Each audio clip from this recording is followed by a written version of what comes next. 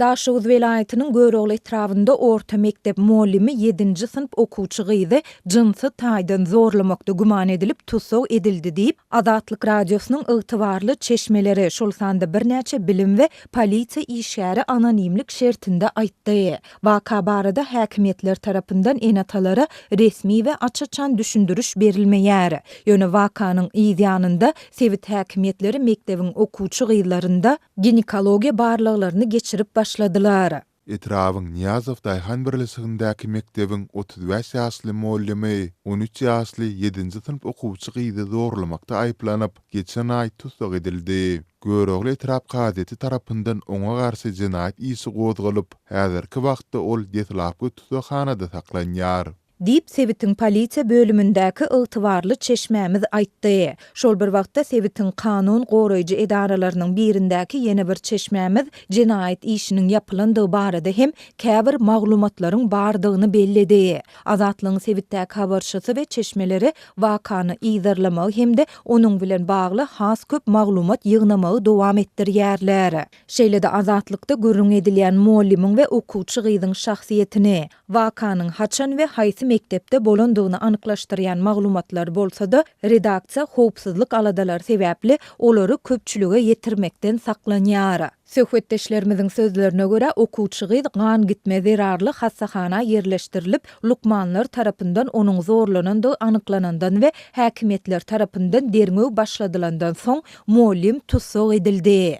Gyzjagadyň ejesi gyzdaky gan gitme ay başı döwründäki adaty gan gelme diýip pikir edipdir. Ýöne ol gan gitmäniň aşydygy we gyzyň ýagdaýynyň kadaly dälligi zerarly, soňra ony hassahana ekidipdir. Şondan soňra ekli zadyň üstü açylypdyr. Diýip ýagdaýlardan ýakyndan habarly bilim işgäri anonimlik şertinde aýtdy. Polisiýadaky çeşmämiz derňöwiň çäginde muallimiň okuwçy gyzy eger ena taňa aýtsaň onda seni we olary bilelikde öldürerin diýip gorkudandygynyň anyklanandygyny hem belledi. Waka barada häkimetler şolsanda bilim resmileri tarapyndan agzalýan mektebiň okuwçylarynyň enatalaryna resmi we açyçan düşündürüş ýa-da maglumat berilmeýär. Ýöne wakanyň ýanynda Sewit häkimetleri mektebiň okuwçy gyzlarynda ginekologiýa barlyklaryny geçirip başladylar.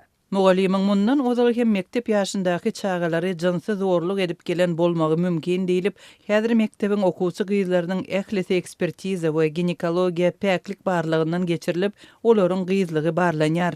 Diýip ýene bir bilim işgäri aýtdy. Azatlygyň ýokarda beýan edilen ýagdaýlar barada Sewitiň degişli häkimetlerinden şolsanda polisiýa we bilim bölümlerinden şeýle-de agdalýan mektepden telefon arkaly tesvir almak boýunça eden synanşyklary oňy netije bermedi. Şeýle-de redaksiýamyz ýerli saglyk işgärleri bilen hem habarlaşyp bilmedi. Dünýäniň iň bir ýapyk we repressiw ýurtlarynyň biri hasaplanýan Türkmenistanda häkimetler şolsanda ýurdun içeri işler ministrligine degişli edaralar ýurtda hasaba alınýan jinsy zorluk wakalary baradaky statistikany ilat köpçüligi bilen açyçan paýlaşmaýarlar. Bu mesele ýurdun metbuat serişdelerinde hem gozulmaýar. Ýöne ýurtdaky jinsy zorluk wakalary barada Azatlygyň habarçylary we Türkmenistanlaryň ençemesi tarapyndan wagtal maglumatlar gelip gowşýar. Daşowdyň kanun goraýjy edaralaryndaky biri-birinden habarsyz iki çeşmämiz soňky bir ýyla golaý wagtyň dowamında Sewitde ýaş gyzlaryň jinsy zorluga sezewar edilmegi bilen bagly wakalaryň gözü örtele köpelendigini aýdýar. Bu gyzlar esasan 13-17 ýaş aralygynda bolup, olaryň tas ählisi garyp 50 ýoky hojalyklaryň çağlarydyr. Olar köplenç, gurply ýa-da täsirli adamlar tarapyndan zorlanýar. Bu elbetde gynandyrjy ýagdaý. Göwreli bolýan okuwçy gyzlar eger el gatan erkek tarapyndan öýlenmäge razy bolsa, onda 15 ýaşly çağlara kanun göz yummaga mejbur galypdyr. Sebäbi munça köp adamlary türmäge basmagyň alajy ýok. Adaty awta awariýa meňzäp gaty köpelip gitdi. Diýip çeşmämiz aýtdy. Türkmenistanyň Jinayet kodeksiniň 132-nji we 134-nji maddalarynda aýal gyzlary zorlany 10 ýyla çenli möhlete azatlykdan mahrum etmek jezasy göz öňünde tutulýar.